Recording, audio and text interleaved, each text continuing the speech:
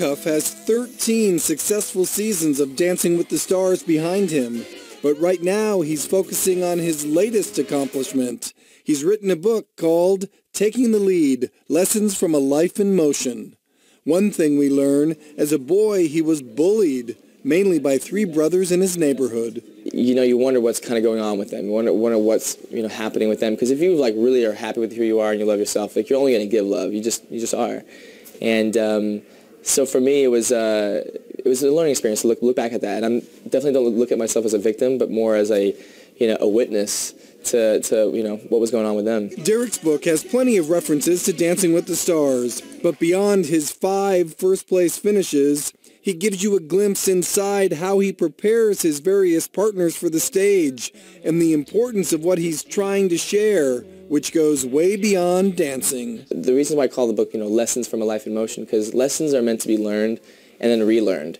Just because you've learned something doesn't mean you're going to, be congruent with that for the rest of your life. You have to remind yourself, you have to go back. Whether it's dancing or writing or living, Derek learned one important lesson himself pretty early on, something else he's passing on to his readers. If you feel like you have to wait till you're ready, you're never going to do it because you're never going to feel like you're ready.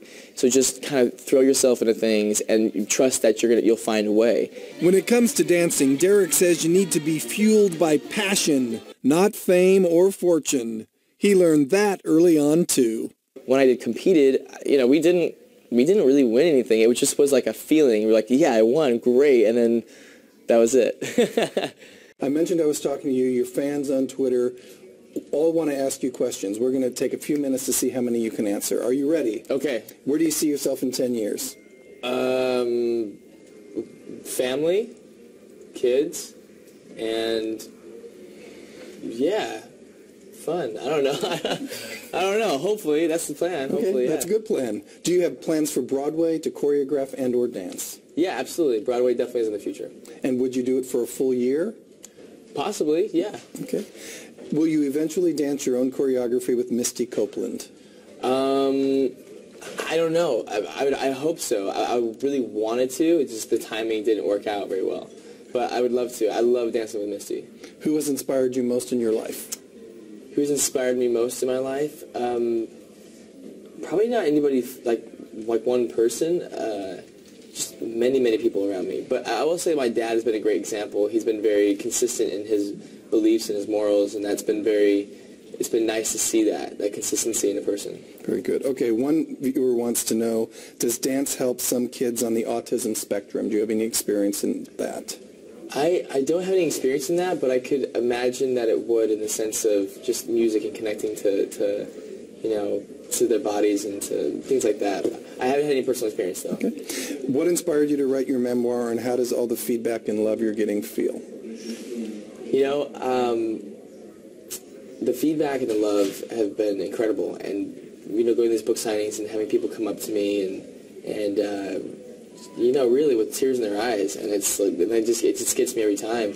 It's pretty incredible. It really makes me feel really blessed and really fortunate and lucky to be able to connect with them on a level like this. And that's kind of what I wanted to do. That's kind of why I wanted to write the book in the first place, was just to have an extension of myself and to sort of reach out and just share some stories and share some things I've learned, and if one person or a few people take one thing from it, then it really makes me happy. Very good. Here's another viewer question. Is Blackpool, that show with Julianne, still in the works? It is. It's taken a long time. We're still figuring out writers and all these different things, but it's definitely still it's there. It's there. It's hovering. It's on the slow burn right now, but it's there.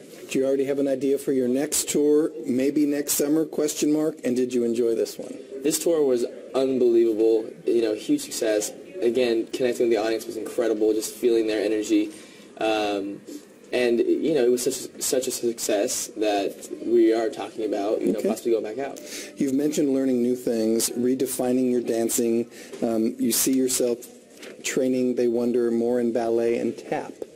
For me, training in just all areas. I went to this Emmy nomination ceremony last night and met with just some few people who are like hardcore salsa dancers and different things. And although I do that, but I want to learn more. I want to kind of take it to the next level. So, yeah, I think going to class definitely is in my future for sure. And I actually, having my dancers on tour, and they're all in different aspects of dance, they're going to be introducing me to some classes that I'm excited about going to. So, Gene Kelly, Fred Astaire dance into their 50s and 60s. Do you see yourself doing that?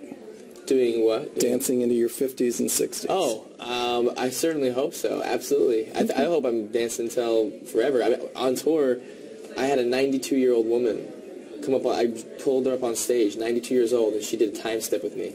We did a full-on time step, and she was dancing across, and I was just like, it was unbelievable. It was so great to see that. So it's people like that, when I see that, inspire me to go like, you know what, I'm gonna keep going. I like that. Which DWTS pro do you like dancing with the most, and what is your favorite pro dance you've done on the show? I don't know who I like the most dancing with. I think it's Cheryl's fun to dance with. She's got great charisma. Peta is just like an animal.